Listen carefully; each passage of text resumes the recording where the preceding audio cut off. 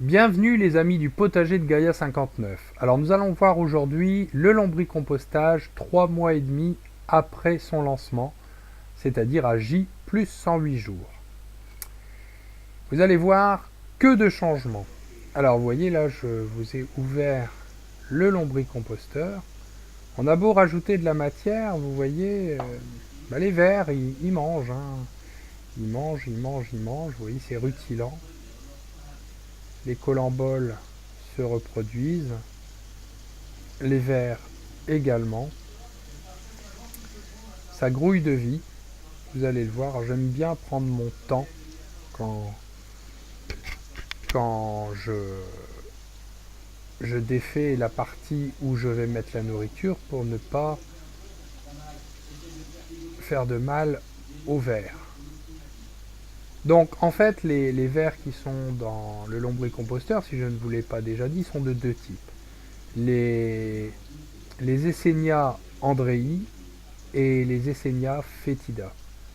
Ces deux types de vers sont des vers de compost et participent justement à la décomposition, à la digestion et à la transformation des déchets. Alors comme vous le voyez ici, cette fois-ci la nourriture ce sera des épluchures de carottes qui vont bien nourrir, alors bien sûr carottes du jardin, qui vont bien nourrir nos chers amis les lombrics.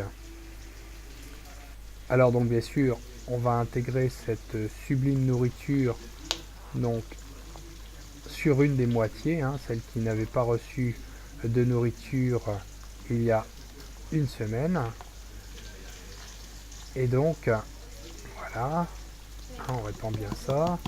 On va remettre du carton par au-dessus de manière à ce que les vers puissent digérer tout ça tranquillement.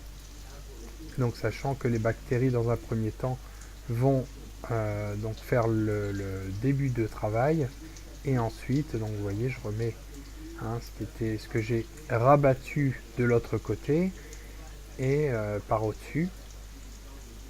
Voilà, et je rajouterai donc du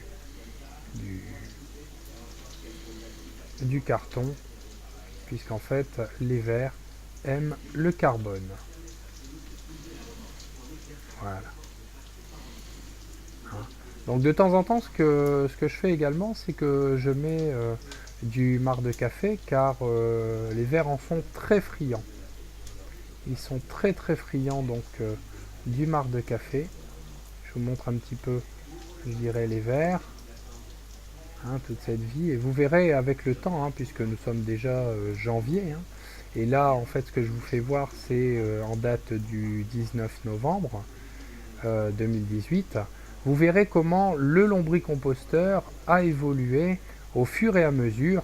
Et mon but est aussi de vous amener, si vous avez un appartement, à vous lancer dans cette aventure, car elle vous permet de produire déjà premièrement du thé de lombricompost, qui est fait à partir des déjections des vers, et également faire du compost ultra riche pour mettre dans vos potées, dans vos plantes, ou alors lorsque vous repiquez, quand vous avez un jardin, vos plants en pleine terre, mettre une petite quantité de ce compost est très bénéfique pour vos plants.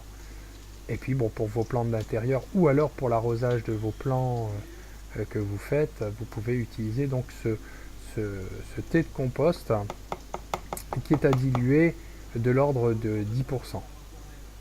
Voilà.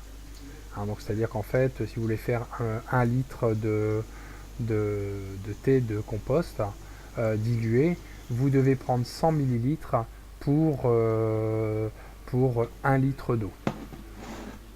Alors bien sûr, il vaut mieux privilégier bien sûr de l'eau de pluie. Alors par au-dessus, donc comme vous le voyez, je rajoute du carton. Alors faut pas s'inquiéter, le carton il est vite mangé.